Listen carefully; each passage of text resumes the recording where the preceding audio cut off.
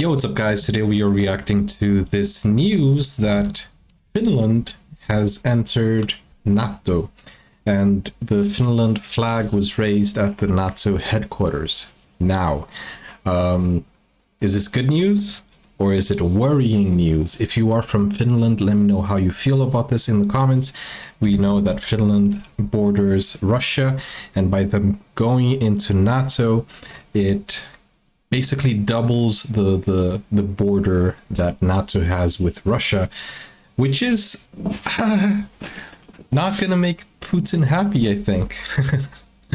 Guys, if you're new to the channel, don't forget to like and subscribe. Let me know your thoughts in the comments down below. This is live from Brussels, and let's take a look at what they're saying right now. We welcome Finland as the newest member of our alliance. We will raise the Finnish flag for the first time here at the NATO headquarters. 31 flags flying together as a symbol of our unity and our solidarity. There are people shouting in the background. Can you guys understand? Can you make out what they're saying? Let me increase the volume. I want to hear what they're saying in the background, but I think people are protesting. I don't think everyone is happy with these news or with this news. Although I think there are two sides of the coin. One, Finland gets protection from NATO. He's saying NATO. I say NATO. Why am I saying NATO? I don't know. What's the correct one? NATO or NATO? Doesn't matter. One, they get protection and the defense of NATO. But the other one, they kind of like the same thing that happened to Ukraine. Ukraine was peaceful until it wasn't, right? We all know what happened. Just from the idea of going into NATO, this whole thing happened, and a full-blown war broke out. Sorry guys, I'm sick. I'm gonna refrain from speaking too much. Let's watch. On this day, on the 4th of April, 1949, the Washington Treaty was signed to create a shield against aggression and the fear of aggression. For almost 75 years, this great alliance has shielded our nations, and it continues to do so today. But war has returned to Europe, and Finland has decided to join NATO and be part of the world's most successful alliance. Bro, okay. This has been... So let me get this straight. Finland obviously was always a contestant, let's say, to join NATO. So are you telling me that they're joining NATO now because of fear? So is that what I'm understanding? The fear of war breaking out. That's why they're joining the defense. Bro, this is worrying in a worldwide manner, because I live in Europe. I live in the United Kingdom, which is it Europe still? I don't know, confusing. And it's worrying because the UK is basically one of the leaders of attacking Russia, you know, in terms of not physical, but you know what I'm saying, politically. Oh bro, it's worrying, because if a war breaks out, then I'm here right at the epicenter of, you know, the of the beef. Oh, I'm laughing out of nervousness. Let's keep watching. The fastest accession process in NATO's modern history. Finland and Sweden applied for membership last May. In June, Sweden? at our summit in Madrid, I didn't know Sweden wasn't part of it. every ally invited them to join. And today, less than a year later, we welcome Finland as a full member of our alliance. I look forward to also welcoming Sweden into the alliance as soon as possible. Finland is safer and NATO is stronger with Finland as an ally. Bro, Your forces are substantial and highly capable. Your resilience is second to none. And for many years, troops from Finland and NATO countries have worked side by side as partners. From today, we stand together as allies. Yo, this is big stuff. Big news right there. I didn't know Sweden wasn't part of it. So NATO is gaining a lot of strength right now. And it was created to fight the Soviet Union, right? And from what I understand is that there was a promise made that NATO would not expand. And now that it is expanding much more than before, that's making Russia feeling like unsafe. And I mean, if you have your enemy at your borders, it kind of does make you feel weary, right? This is big news, man. Finland is like really like it's really gonna double NATO's borders, and I'm sure the US is gonna send all their army troops to the border. Bruh. This sends a clear message. By the way, I know nothing about history or politics. I'm just very curious about this. So you guys are the ones who are going to teach me a little bit about what's going on in the political scene over there. And if you guys enjoy these type of reactions, then let me know in the comments. If you don't, also let me know. I don't want to, bring politics into this. It's just that the name Finland is what called my attention, because I'm reacting to videos from Finland, especially Eurovision. So when I saw this news, I was like, hey, this is interesting. Let's watch it and let's see what my Finnish audience has to say and hear your side, how you feel as a country. I hear that at the background there are people protesting. I can't figure out what they're saying. But right now, I know that two things are happening in Finland. This is the extent of my knowledge of Finland right now. Two things are happening. Finland joined NATO, and cha. That's basically what I know about Finland right now. That every nation has the right to choose its own path. That NATO's door remains open and no one can close it with force or coercion. NATO is a community united by our values: freedom, democracy, and the rule of law.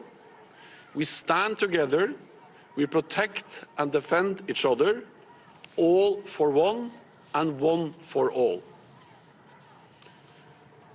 President Minister Dersaule, I'm glad to be here together with you on this great day.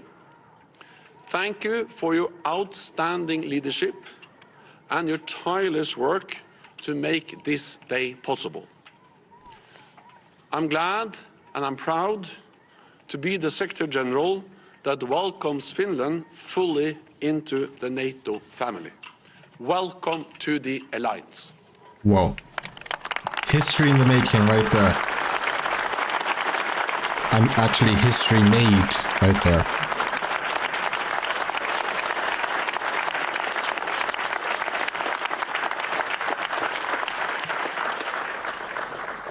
The President of Finland will now deliver his address.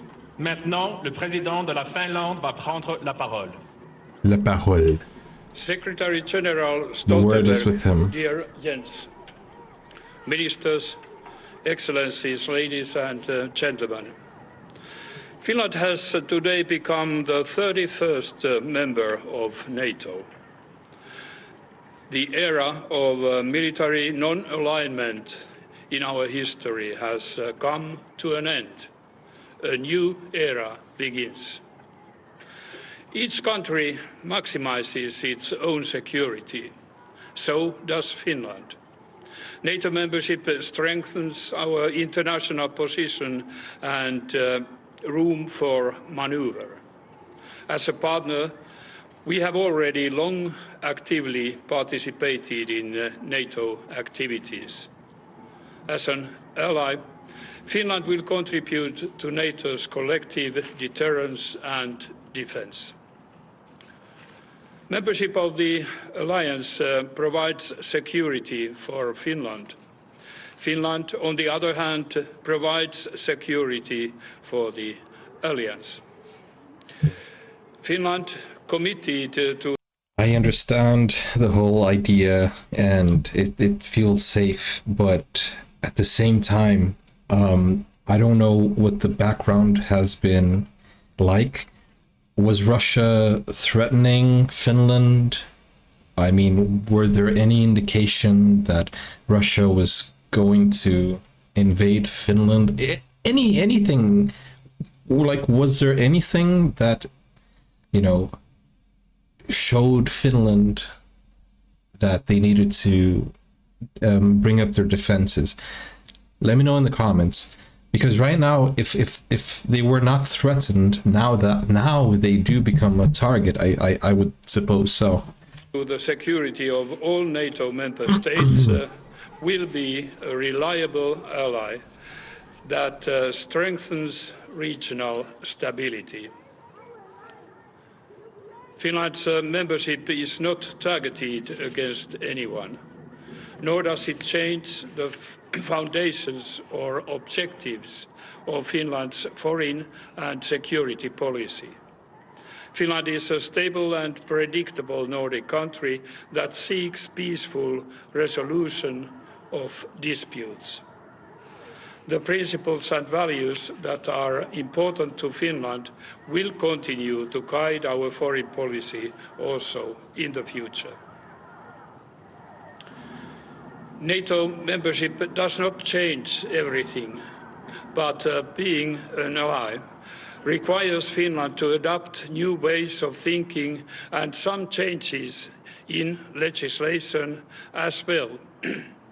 A lot has already been done. For years, we have developed our NATO compatibility. There's still considerable work ahead to integrate Finland's defense as part of NATO's common defense. The Finnish defense forces are facing new demands and challenges to which we must respond. At the same time, it is clear that Finland's most significant contribution to NATO's collective deterrence and defense is built on the security and defense of our own territory. In this respect, the Finnish concept of comprehensive security retains its value.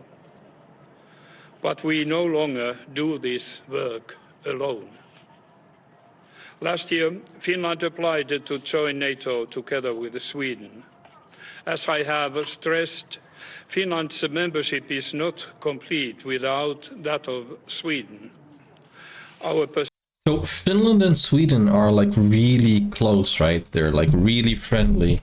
Of course, they're both Nordic, right? Even though there is kind of like this thing of Finland not being Nordic, if I'm not mistaken.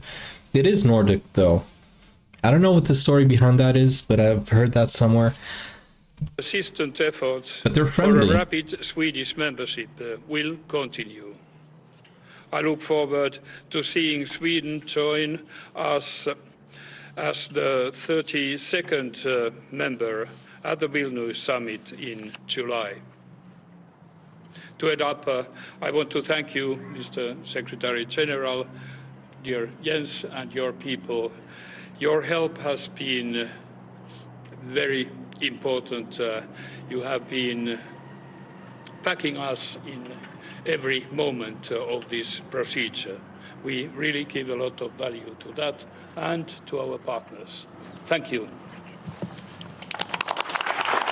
Thanks.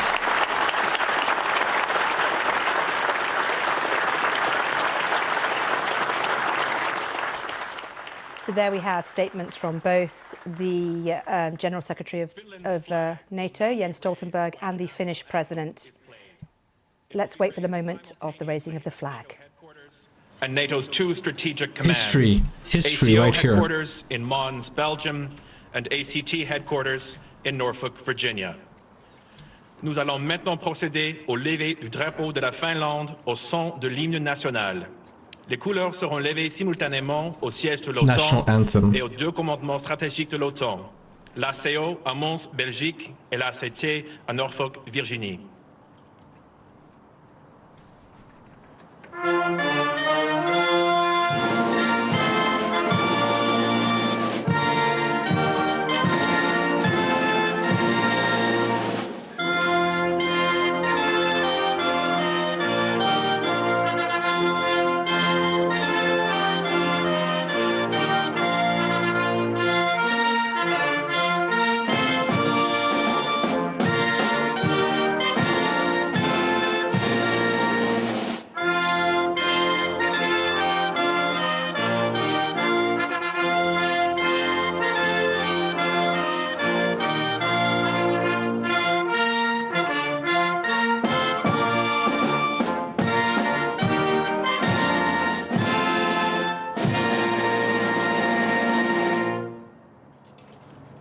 Yay. The NATO hymn will now be played.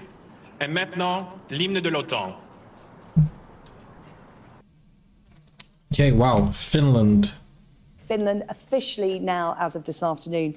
What's the significance of Finland joining NATO? Let's watch this one so we can get better A understanding. member of NATO. Sean, what are the wider implications of their membership?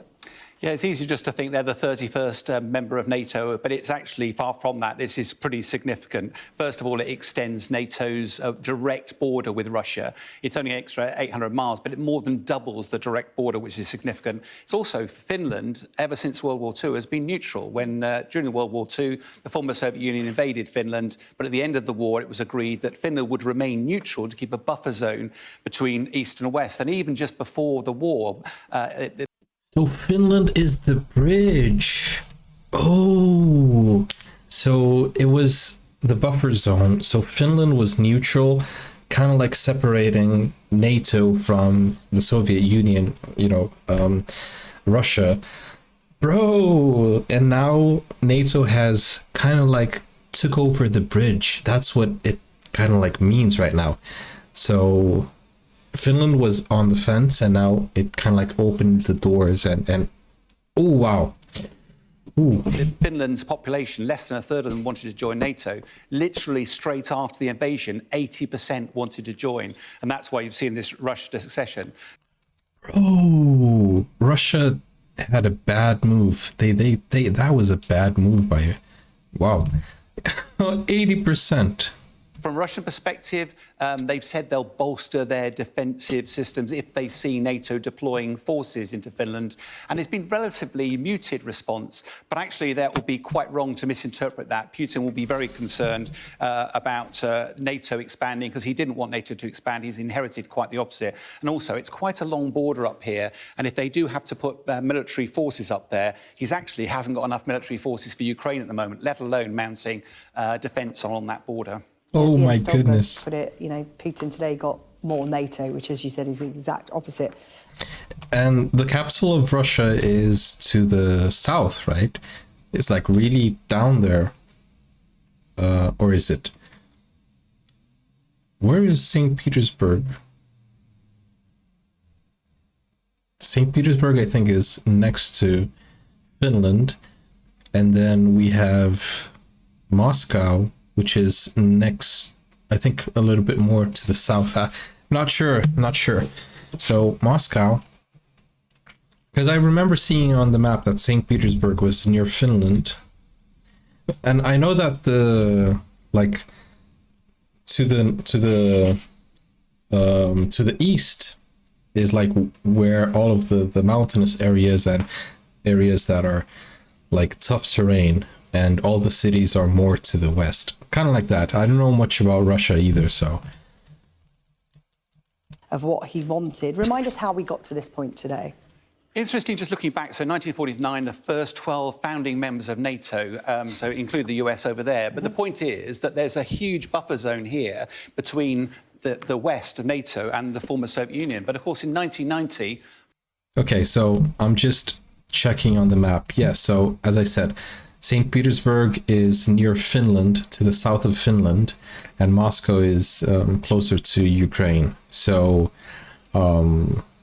yeah, that's what I was saying. To the south of Finland is where I was thinking of St. Petersburg. Oh, interesting. Okay. I'm just, thinking to myself here. Wow. The US over there. But the point is that there's a huge buffer zone here between the West of NATO and the former Soviet Union. But of course, in 1990, four of the Soviet Union, all of a sudden, a lot of these nations in between suddenly went, we're looking for security. The key ones are the Baltic states here, Estonia, Latvia and Lithuania, that all chose to join NATO. As a result, we had a direct border then with NATO itself. Now, of course, Putin's invasion of Ukraine was deliberately an effort to stop Ukraine also falling to NATO and massively expanding and it also showed the vulnerability of nations like Finland and Sweden, which led to their decision. I think there's a note of caution here, though. Yeah, so basically, like, if you just see it visually, I think Finland has more, probably has more of a border with Russia than Ukraine. And I know that Russia invaded Ukraine so that they would kind of like try to avoid them from going into NATO and having their borders filled with NATO soldiers and army.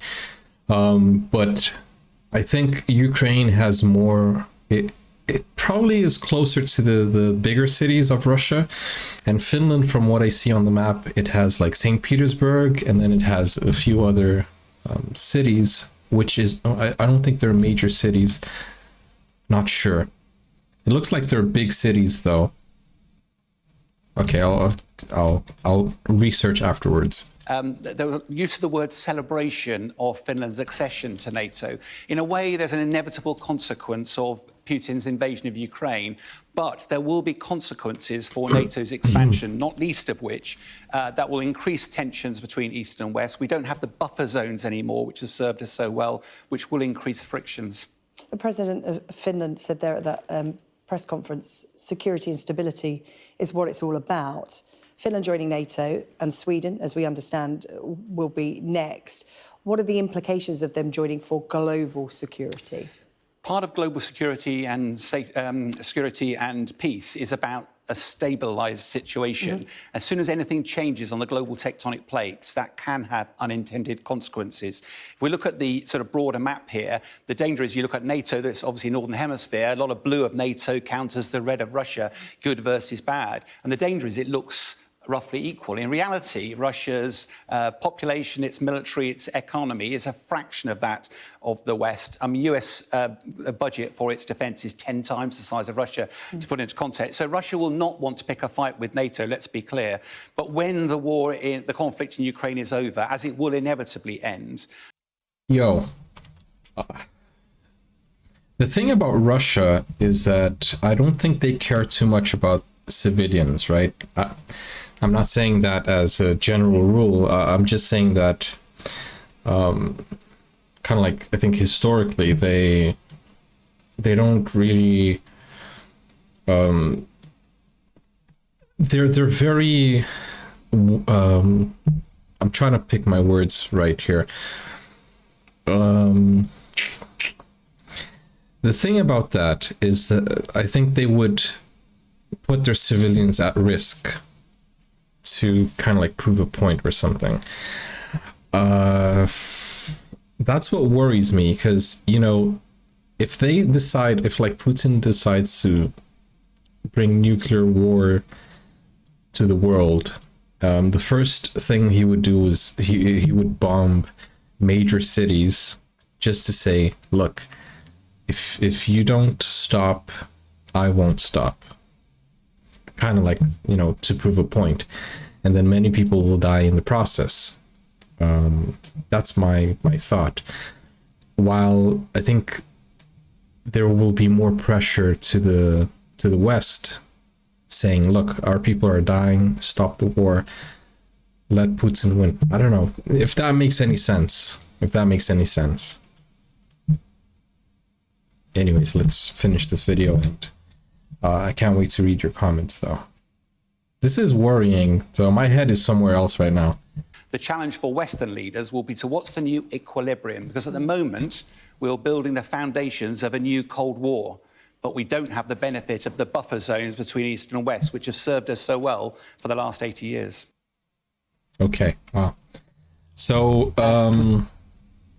this is cause of concern, you know. I mean, why can't we all just have peace, right?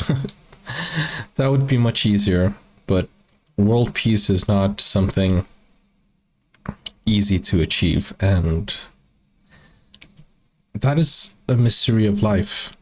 Why don't we just all get along? Anyways, guys, this has been interesting, and if you guys want me to react to more videos like this, you know, news videos, let me know in the comments, and let me know what you guys are thinking. These type of videos, it gets my mind elsewhere, I don't know, and then sometimes I stop being coherent, or if ever if I ever was. Anyways, guys, thank you for joining me, and I will see you in the next video. Take care for now. Bye bye.